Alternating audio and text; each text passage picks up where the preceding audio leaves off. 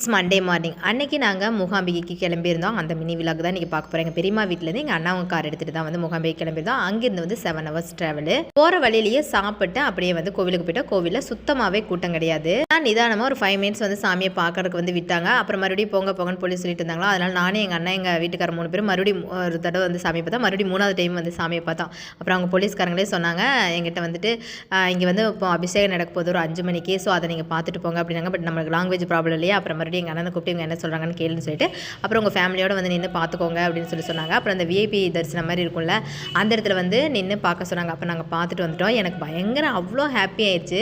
நம்ம காமாட்சி அம்மனே வந்தாங்க மூகாம்பிகிட்ட சொல்லி நம்மளை வந்து இங்கே நின்று நல்லா அந்த அபிஷேகத்தை பார்த்துட்டு போன்னு சொன்ன மாதிரி இருந்துச்சு.